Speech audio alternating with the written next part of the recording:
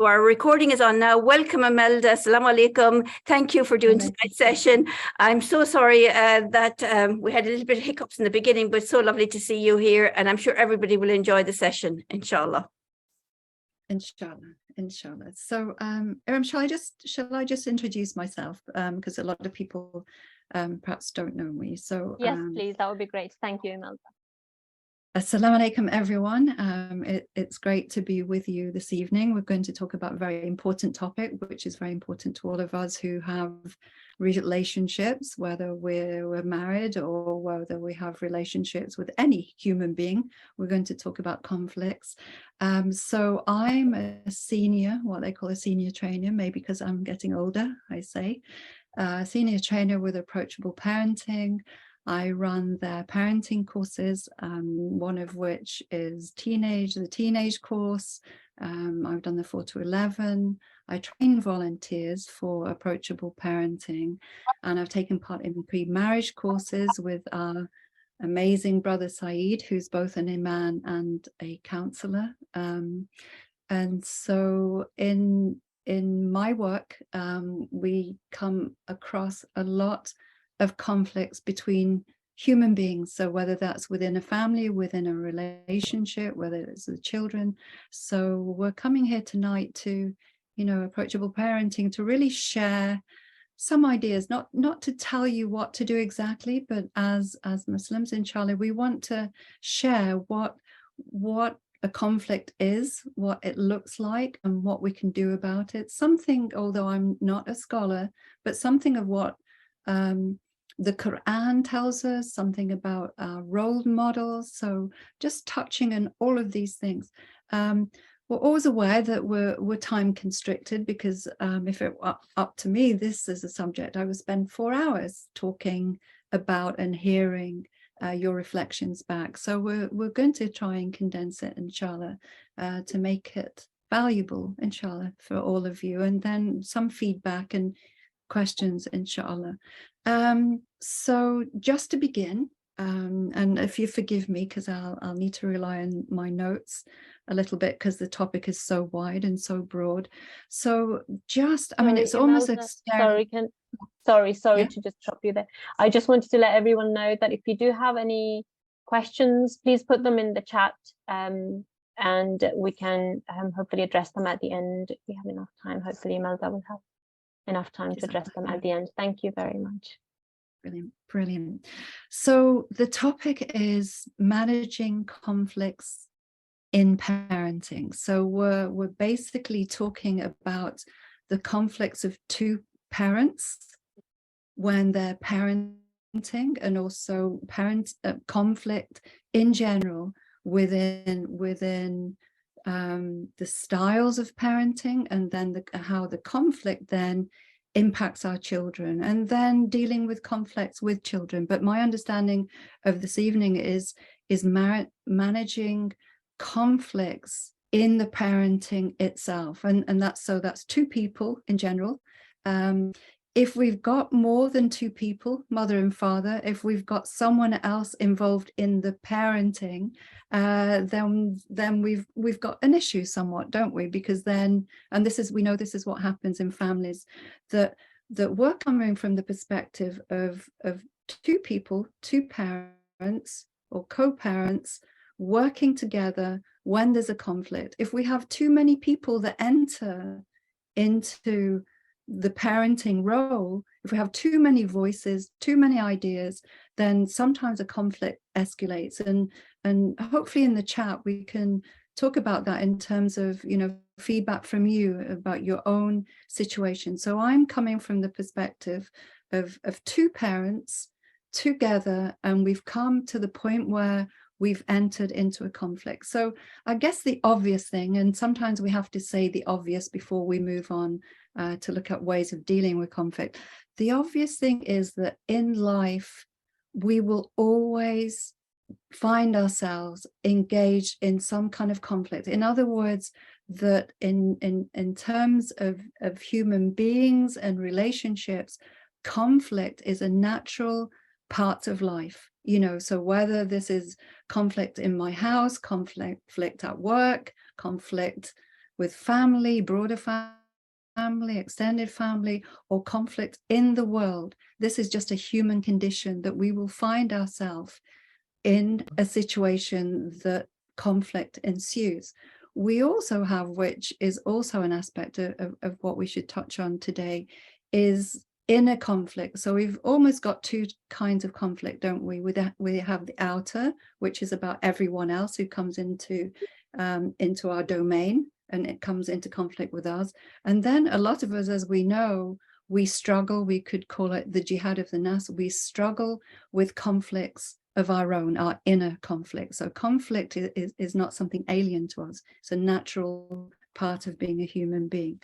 So what we want to know, and you know, assuming that all of us are Muslim here, is that the understanding that actually, as Muslims, as someone who has a deen, we actually have all the tools, all the abilities given to us by Allah subhanahu wa ta'ala. So that's our reasoning, our thinking, our ability to understand. We actually already have in place the abilities to deal with conflict. So the question is, do we acquire more skills? So the question is, are we given the skills? So did our parents, when we were growing up, did they show us how parents deal with conflict? You know, when they're conflicting with each other's ideas and thoughts and feelings and desires and the things that they expect to bring about in their parenting. And so are we impacted by others from the past, or are we making up as we go along? Like, for instance, with Approachable Parenting, we have pre-marriage courses, we have parenting courses. In other words, if I only gain my skills from someone else who parented, and now we're talking, aren't we, about parents of a different generation. So I need to know, in terms of parenting and relationships, I need to know, well, there's a lot more spoken about, you know, psychology, and there's a lot of counselors and therapists around, a lot of people, there's a lot of scholars around to negotiate the modern world we're in together in marriage, and the modern world that we're in with our children. And in actual fact, the things that we're going to talk about tonight, the skills, the behaviors, they are not new in terms of human endeavor. These are the things that, from, you know, as the Quran said, the revelation for all people, for all time. So all these conflicts, emotional, psychological, spiritual issues, these are the kind of issues that people are going to be part of for all time. It's just that in each time we've got to ask ourselves, so what are the tools I need? What do I need to understand? What do I already have? And what is new for me to learn? And these are some of the things we're going to talk about. So if we begin, and really from our Islamic perspectives, we begin on a sort of reflection, don't we? And the best reflection, in a way, is to begin with, what do we already know? What do you know that I'm going to talk about now? And you're going to already know this. So our reflection, our reminder to each other, is often about what we already know, but we need to rethink, we need to reflect on. And these are some of the things we're going to talk about. So what we know about conflict. So I guess all of you have heard the term conflict resolution. So, you know, when there are wars in the world, there are people with certain skills and abilities, and they're called upon and to mediate and deal with conflict resolutions. So we know that there is a way of doing that. We know from an Islamic perspective, there is a way of dealing with conflict resolution. Now, if we bring that scenario into our own home, but if we look at it in general in the world, and if we look at it, if there's conflict in our own home, we know that we have a foundation upon which we deal with conflict. So if you were to research what is the intention of conflict resolution, for us as Muslims, it's different than, say, for instance, if there's a war and one country is asked to mediate between another country. And so we know that the intention, and this is what we're going to talk a lot about, our intention in conflict. The intention would be maybe to mediate in a conflict, because wars are what? Wars are very expensive. A lot of people die. So there is an intention there from an Islamic and non-Islamic perspective. There's a different intention in a way from the intention that we have.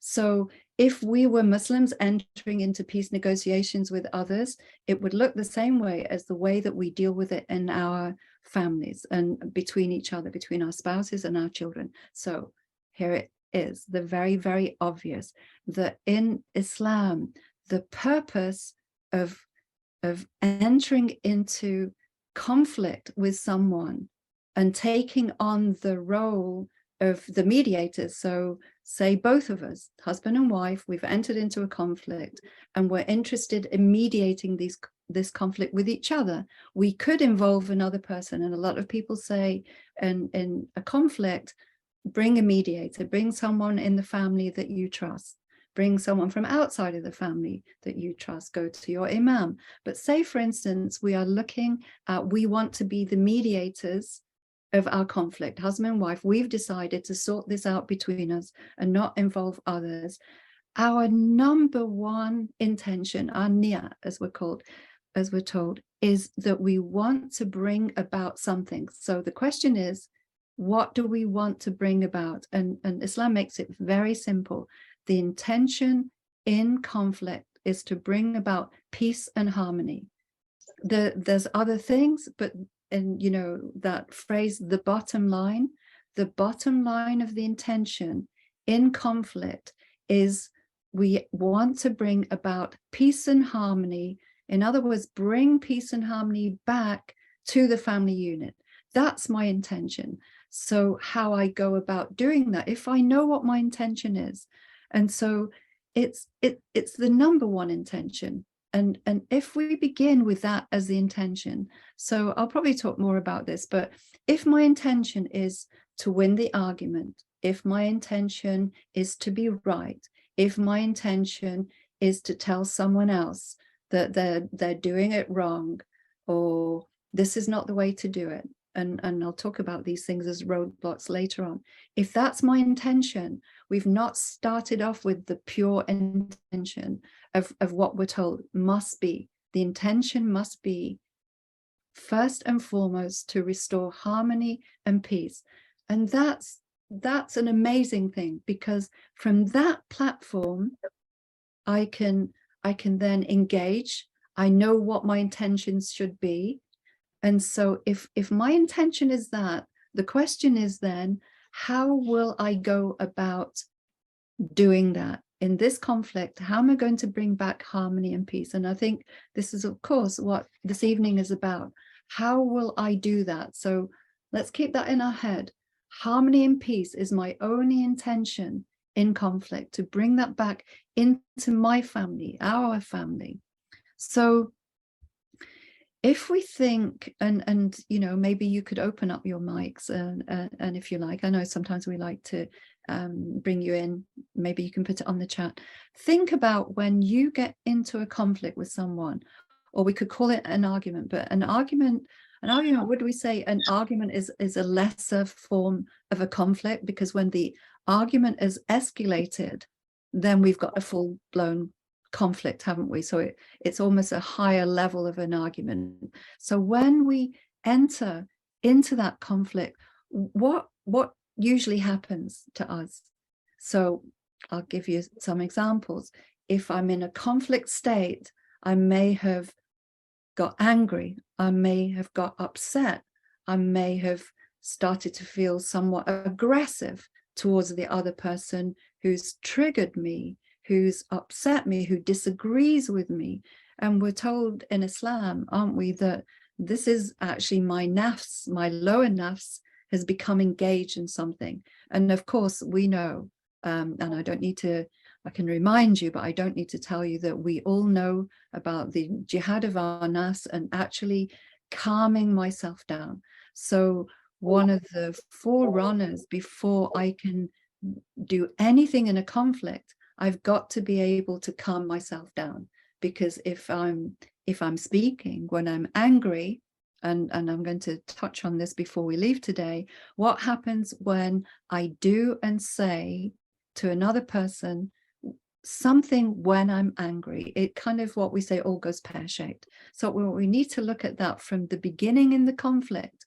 If I'm not in a calm state, then there is no point entering into any discussion, any argument, any conflict if I'm not in the right state, a peaceful state. Because how could I bring about harmony and peace and calm when I myself am not in that state? So the thing is about conflict and entering into it with someone else tells us an awful lot about ourselves. We think, oh, in this argument, this conflict, where I learned a lot about someone else, the way they behave, the way they speak.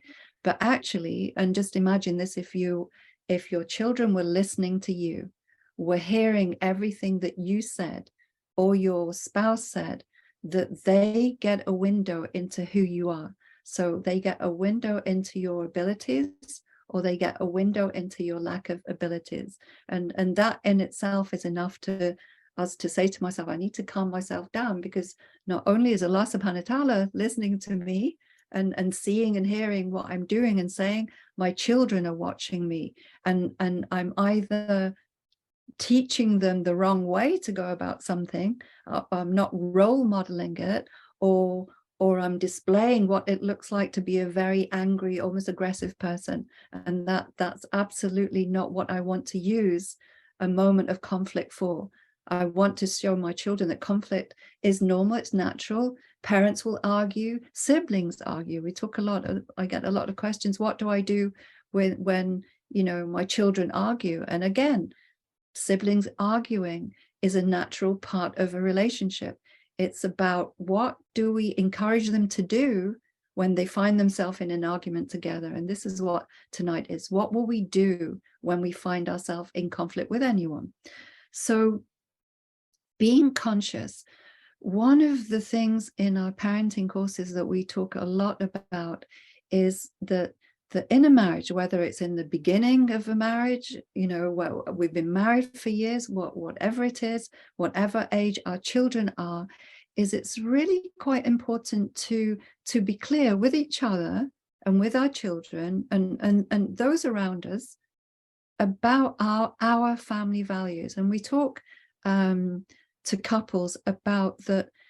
When we talk about your family values, we don't mean the in-laws' family values. We don't mean your parents' family values or her parents' family values, which are valuable, no doubt. The values we come with are very valuable. We're talking about, in a relationship, taking all the good values that we've learned and been taught, but actually establishing in this house, in this family, when there's a conflict, when there's an argument, that we're very clear what our family values are. So, for instance, in a conflict, what would be part of our family values? What would we want the children to see and understand? We don't swear at each other. We don't become aggressive. We don't undermine each other. So I'm going to talk about this a bit later. Roadblocks to communication. We don't insult each other. We don't scream at each other. In other words, I already know when a conflict happens, I already know who I am. My spouse knows who I am. We know each other. We know that we have values, that even when we get very, very angry, we're not going to lose our values. And if I do get very, very angry, I can say to my spouse, I am very, very angry right now. I'm going to leave the room because I'm going to do and say something that will hurt you and hurt myself. So we know that saying, I'm either going to hurt my soul or I'm going to hurt your soul. I'm either going to hurt my heart or your heart, but someone is going to get hurt in this conflict. And so someone got hurt in this conflict. There is no peace and harmony here. And so if that's my intention, I've lost my intention and I need to remove myself from the situation. So I think that's true in any conflict. If I'm not in a position where I feel I'm able to handle it in this moment, then I should leave and then come back when I feel able to do that.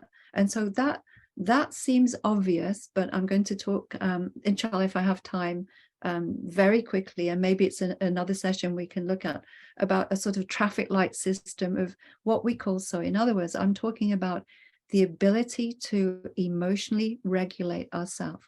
And the thing is, emotional regulation is so important in role modeling to our children, who we will see at a certain time, and potentially when they're young adults or what they call teens, they find it very difficult to regulate themselves, regulate their behavior, regulate their speech. So it's really important that every opportunity we have in conflict is about building our relationship with each other, but it's always a teaching moment and a role modeling moment for our children.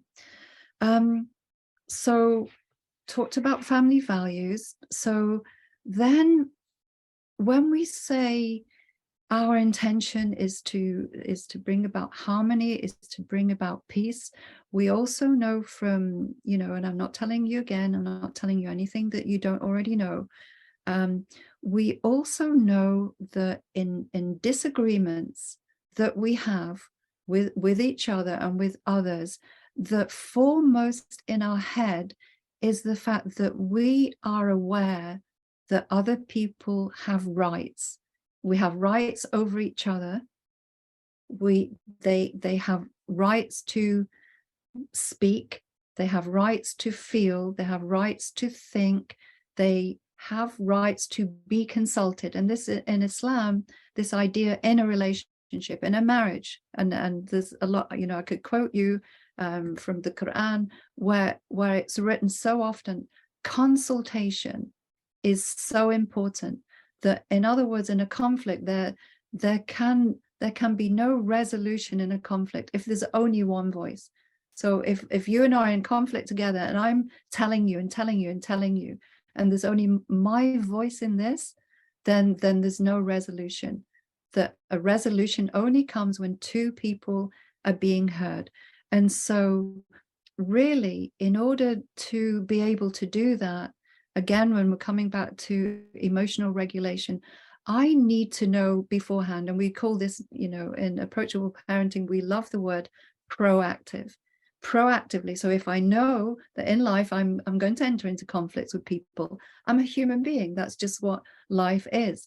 But if I proactively know who I am or will be in a conflict, if I know what my intention is, and actually if we're talking about intention, if I know that a conflict is not a place where I can air all my grievances, air all my anger, tell you what I think about you, if I have in my head that if the word is conflict, then and we want to bring about peace and harmony, then my job in this conflict is to defuse, to not escalate, to de-escalate and defuse. So in other words, if after this talk, and we've talked about these things, if you've got these words in your head, so conflict is an opportunity to focus on our family values, to defuse something that could be ugly, and actually make it something where we are stronger as a unit. So this is, a lot of people talk about this, that actually arguments can be very healthy. An argument brings about ideas, better ways of doing something, realizing that arguments actually in and of themselves are only not good when something isn't resolved. So an argument is an opportunity to resolve something. And so understanding that if my intention is to de-escalate, diffuse our hurt and anger, and also, and I'm coming to this, diffuse our communication, in other words, to understand through good communication, understand another person's point of view. So this is a thing in conflict, isn't it?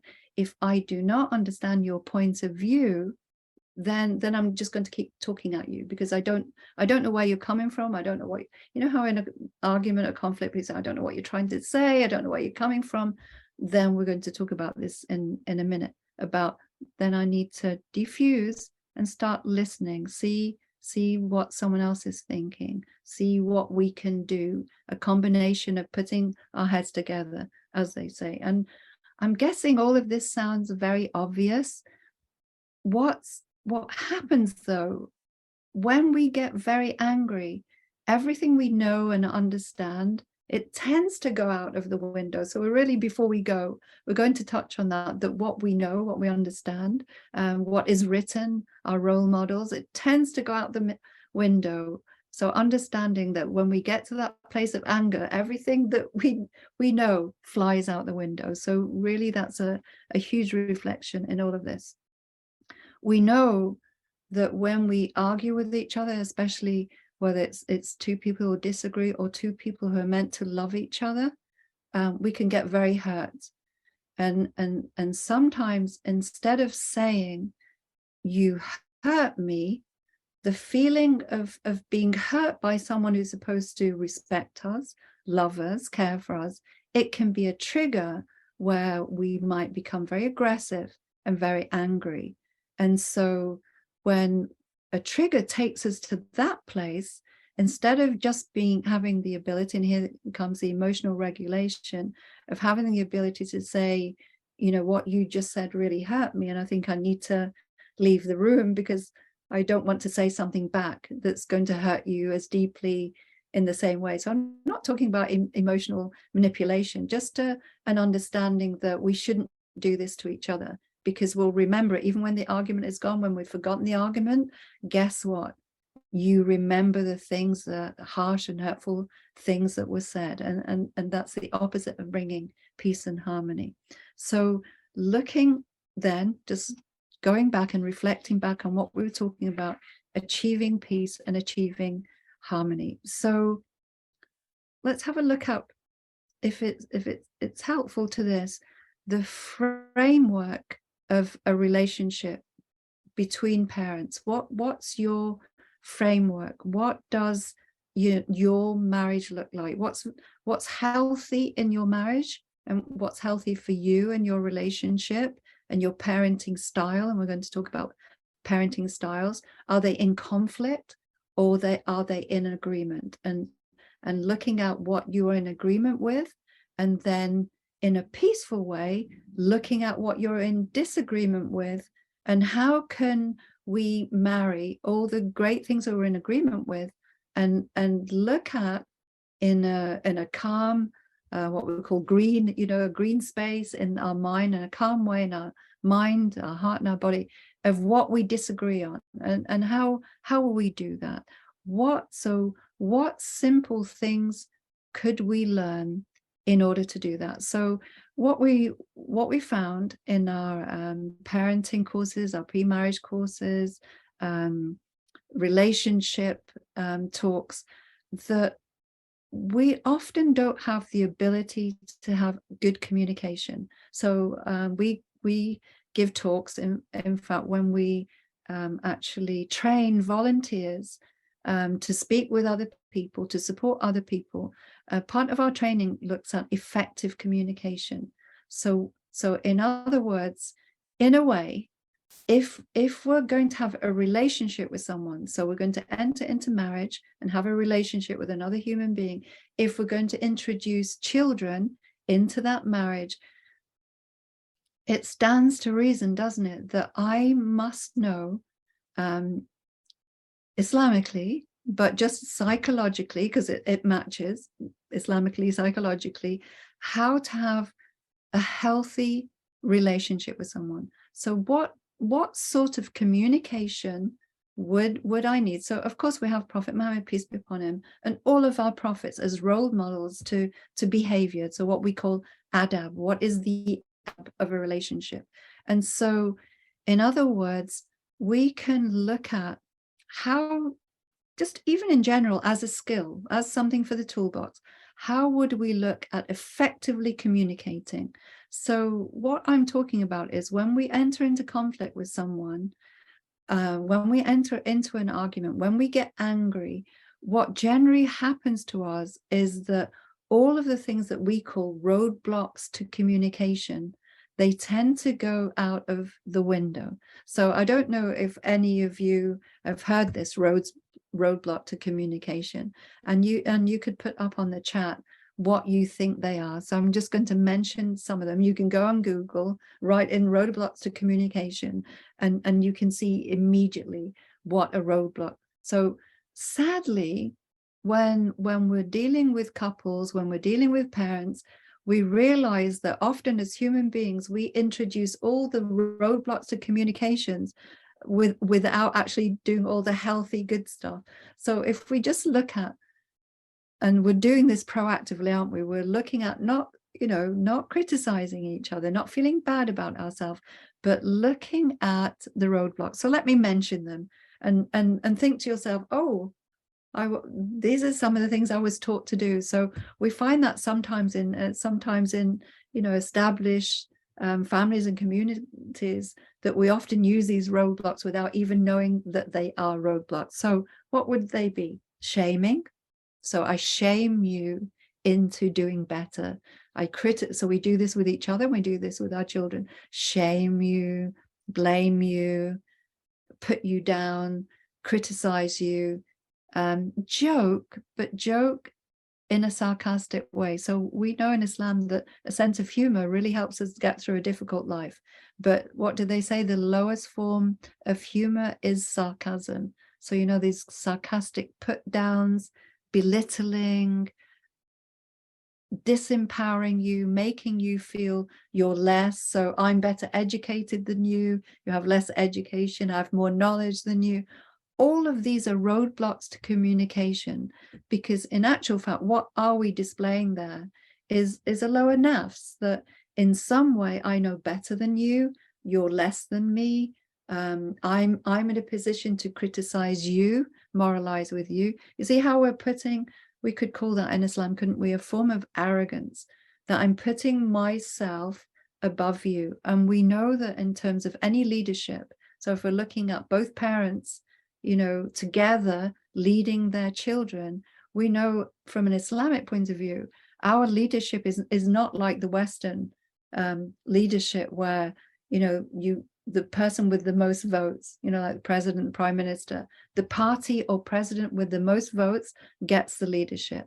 We know that from an Islamic point of view, leadership is based on the character, on trust, on the distinguished character of the person who gets to carry out that role. And sadly, a lot of part of us divorcing, and a lot of divorces are happening where one or the other decide that your characteristics are not fit for purpose, that all we do is argue and get upset, and we don't agree with anything. In other words, that if we want to bring harmony and peace, I need to know what are the characteristics of a person that leads someone or something, something being the family. So whether we're leading with each other with consultation, or I'm leading the family, I have to have those abilities and characteristics for a good outcome, a healthy outcome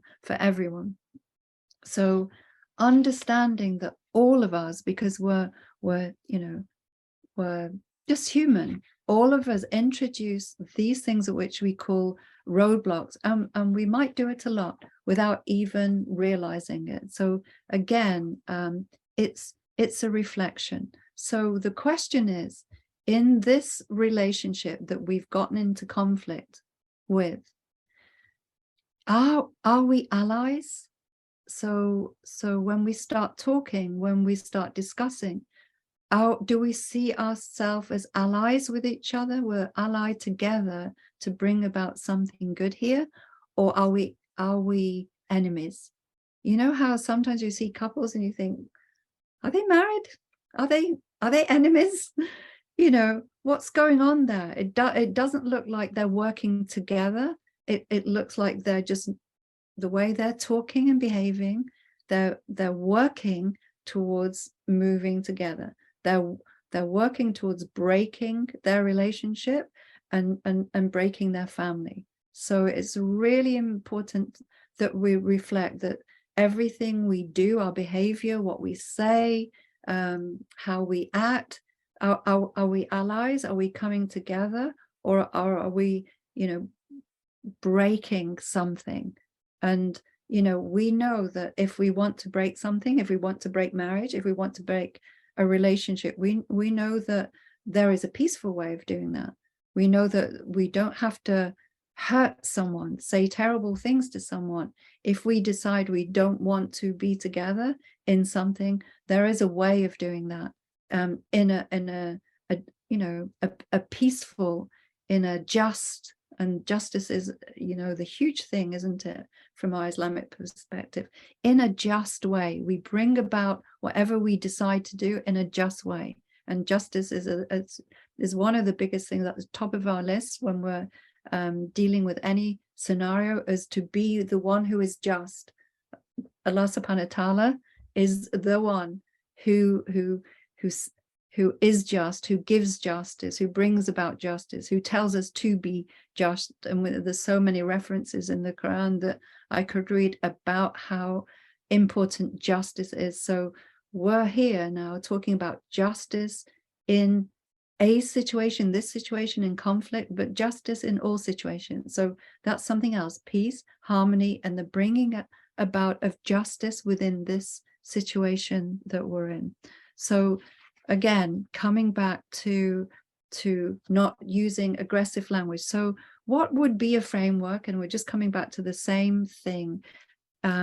What would my intention? So if I'm going to bring about this intention of justice and framework of peace and harmony, I'd have to invoke my mercy, my compassion. These are the building blocks. So if there are roadblocks, what are the opposite of roadblocks? The building block to any relationship. And we have all of the prophetic role models, that my starting point is my ability, even when someone's made me angry, made me want to feel like, rage, I'm raging up, my own inner ability to understand that my core, at my core, I'm interested in mercy and compassion. I am genuine in my caring for. Just because we're married, it's really good sometimes to look at another person, look at your spouse, your wife, your husband, look at your children as not something that belongs to me, but looking at them also, as we talk a lot about, that they belong to Allah. We came from Allah, we're returning to Allah. So looking at them independently of me, that my duty to any human being, wife, child, doesn't matter what the title they have, that this is a human being in front of me, and my duty towards them, my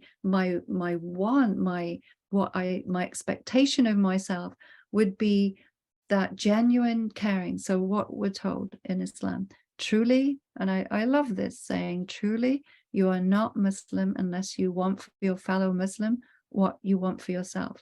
So this is talking about your wives, your husband, your children, your friends, your neighbors. This is part of what should be innate in us in terms of my innate intention in a conflict. So understanding, before I get into conflict, who am I? Where am I when conflict comes at me? So this has happened, hasn't it, to us in so many different scenarios of what goes on in the world. So, we're aware of the things that go on in COVID. When I was locked down in my house, I was locked down with myself. There were some people who weren't married. There were some people who were married without children. There were some people who were married with lots of children. And so the bigger question was, when we're locked down in the house, who am I? Because now I'm dealing with all these people. Who am I? So this is a question, and we call it self-awareness, and it's huge, isn't it? That in self-awareness, I need to know who I am. What's my triggers? Where's my nerves? Someone, and I just saw it flagged up, that it's really important to mention that with a lot of us, before we get married, we can bring what we call baggage to a relationship. We can bring past trauma. And so if we bring trauma and baggage, we are, if it's not been addressed, then we're very likely to be more easily triggered. So in other words, if there's things emotionally, psychologically, and spiritually that have never been addressed, that, say, for instance, and I was coming to this, say, for instance, the way I was parented. If my parents were harsh with each other, if my parents were very aggressive to each other, if my parents were always arguing, always fighting, there was always, people talk about this, there was always conflict in my house, that means that my starting point is somewhat difficult. There's trauma, you know, and so it means then that it's much harder for me then, if I have that trauma, if I've had those role models, and not blaming anyone, because we tend to know, and we call it historic trauma, that trauma passed down generations. So who are we going to blame? The grandparents, the great-grandparents, the great-great-grandparents, you know. But in other words, our ability to understand what happened in other people's parenting styles, what happened in our family before we got married, and to look at not bringing the same thing into our relationship with each other and our children. So whether that means that, you know, on reflection, and, you know, after this talk, on reflection, I might need to address those things. I can see that I'm triggered all the time. I'm triggered into anger, upset. I keep getting into arguments with my spouse, with my children. You know, there is an organization full of Muslim counselors and therapists and Approachable Parenting. You can come back to Approachable Parenting. I need to look at what's going on inside of me. If I'm thinking, and at the end of this talk I'm thinking, oh well, that all sounds great, but you know, I don't feel in control when I get into an argument, conflict. I don't think you know, even if I have the intention, I don't think I'm there, then seek help. This is a thing, and you know, it will come at the end. Seek help. Don't think that this is something, conflicts is something that you just have to figure out alone. That, in other words, the ability to deal with conflict, there are so many skills, there's so much written about it.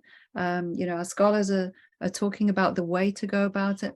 And actually, you know, very simplistically in a way, we know we have an adab, don't we? We know that there is, in terms of our adab, our manners, there is a very specific way to go about anything. So understanding we're actually not alone in our skill set. We've got so many role models, we've got so much written. I know a famous scholar who's passed away, and I knew many years ago when I lived abroad, and he wrote a whole book on how to, when you enter into any conflict with anyone, what would be the way to go about it. And actually it's kind of from his book, and spending time in his company, and actually one of his children saying, because he was a scholar, and one of his children said that, you know, often scholars are very busy and you know, writing their books and giving talks and all of that. And she was saying, but my dad lived as he spoke. So what he wrote about, what he talked about, he was also that person to us, you know, so he listened. So we talked about roadblocks to communication. So if we can quickly, and I'm just looking at the time now, if we can quickly, if the opposite of a roadblock to communication, in effective communication, the first thing that we have to do, which seems obvious, is listen. So before I can speak with the person I'm in a conflict with, I really need to sit back and say, tell me what's going on. Tell me what you're thinking. Tell me why you said that, why you're doing that, what's going on. In other words, this ability to genuinely, and it has to be genuine, it's not what's going on with you, hear my tone, see my body language, what's going on with you, you never listen, you never do what I ask you to do. If you've got that language of aggressive, conflictive words and body language and tone, then it's over. It's kind of over before it begins. Nothing will be resolved. There will be no resolution. So I need to be, and really want to be, a person who said, I genuinely want to know what you're thinking, why you think that, why you think this, why you think that would be a better way. I genuinely want to know that. And then when you've told me all of that, I'll tell you what I'm thinking, what I'd like to happen. In other words, the ability to do that in any given situation, it's hard. It's hard. And that's where, all the reward is in the hard, isn't it? Subhanallah. So it's hard to do. But I think what we're talking about tonight is the fact that we all have the ability to do that. So for some people, it's easier. They find it easier in conflict to calm themselves down and listen to another's point of view. And for anyone who feels that is very difficult for them, well, the good news is that if my intention is to change, if my intention is to learn, to have skills, to have abilities, to bring about peace, to bring about harmony in a relationship, then that's my starting point. So looking at then, and I just want to touch on it, and it's a tough one, that when, as communities, we look a lot at intellectual intelligence, and I always like to touch on this very quickly. So we value intellectual intelligence, we value education, we value those people who have a PhD, who have MAs, who we value the scholars. So we value people with knowledge. And just very quickly, if we don't value emotional intelligence, in other words, emotional intelligence is the ability to empathize, to understand, to listen, to reason not just with our head, but reason with our heart, to walk in someone else's shoes, as they say, or to understand what it might be like in their shoes, not even to walk in their shoes. In other words, emotional intelligence, and you can read about this, there are studies that in terms of career, in terms of the workplace, in terms of relationships, that those who have intellectual intelligence, as amazing as that is, with the absence of emotional intelligence into the mix, none of us do very well. So if I don't have the ability to empathize, to respond to someone's emotions and feelings and needs and ideas, if I don't have emotional intelligence, we're going to struggle. So emotional intelligence is something we learn. It's something usually passed on. And if we feel like we have an emotional intelligence deficit, then I really need to look at this. I might have all the PhDs in the world and all the knowledge in the world, but actually I need to make sure I've got emotional intelligence, because it's an indicator of success in our life across the board, including your career and whatever that career is. And so really important. So just coming to the end, I think, because am I right, Iram, in thinking it was 1 hour, the session? So we did say that there will be a time for question and answers, if you're still okay with that. I'm definitely okay with that. Yeah, so thank you.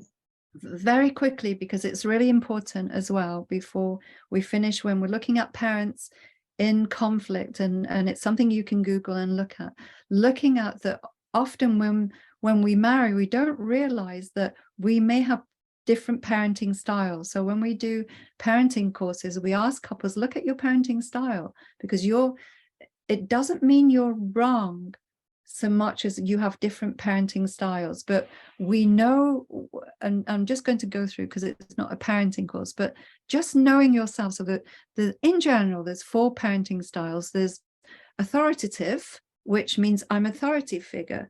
So other people understand that from authority, but with authority comes, there's a lot of pressure. If I have authority over something or someone, then my character is very important. If I'm given authority, it's a gift, it's an amana, as we know from Allah subhanahu wa ta'ala. So if I'm in authority, I really need to know that I use that authority well. So authority in itself is neither good or bad, it's how I use my authority to bring about peace and harmony in this situation. We have parents who have authoritarian styles. In other words, I'm the parent, or I'm the husband, or I'm the wife, and you do what I tell you. That's authoritarian, that there are no other voices. I'm in charge, you do what you're told. And this can happen in all kinds of scenarios. You know, how many scenarios I've heard where the mother-in-law is the one who's the authoritarian. Mother-in-law says what goes. This is how you raise the kids. This is what you do. It's very odd in terms of parenting, who gets the authority. And so we have to recognize that who has the authority and how it's used is really important. So authoritative is with authority, using kindness and compassion. And then the authoritarian that throws it out the window and says, look, just do what I tell you, everything's going to be okay. And so leaving out adab, mercy, compassion, and I'm the authority here, just listen to me. Then there's the neglectful, you know, parents or in a relationship where husband and wife, oh, these conflicts, these arguments, it's too much. I just can't be bothered. And so we stop talking, and we all see these scenarios. We stop talking, we give up. When we respond to each other, it's not empathically, it's, oh, whatever, you know, the whatever thing, because I can't be bothered. So this is whether it's in our relationship with each other, our parent, this is all too much. It's all too much for me. So it makes us neglectful. Then there's also the permissive.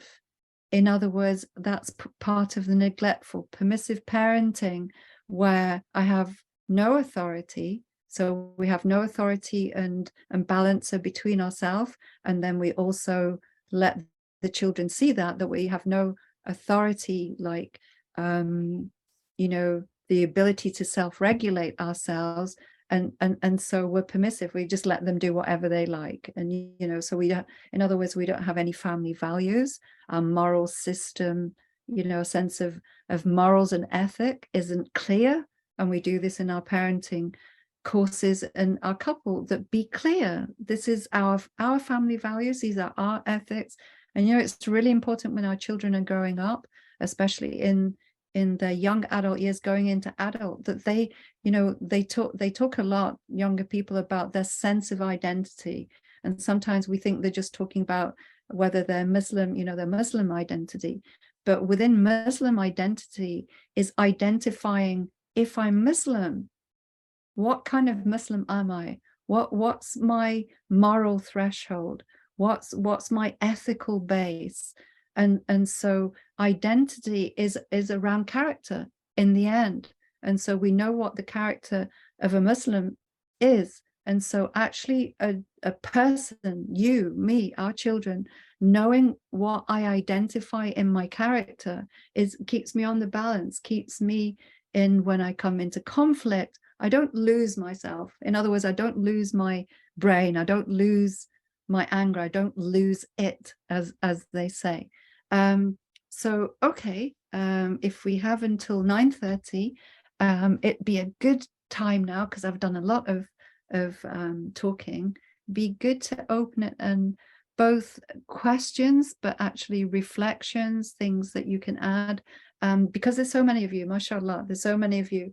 We would ask you to not bring big stories. We want to give everyone a chance to have a talk and a reflection. So keeping your stories shorter, inshallah, but sharing. So we want some sharing. So shall we open it up? Yeah, I was just going to say, Imelda, shall we stop recording? I think that would maybe make it more comfortable for everyone to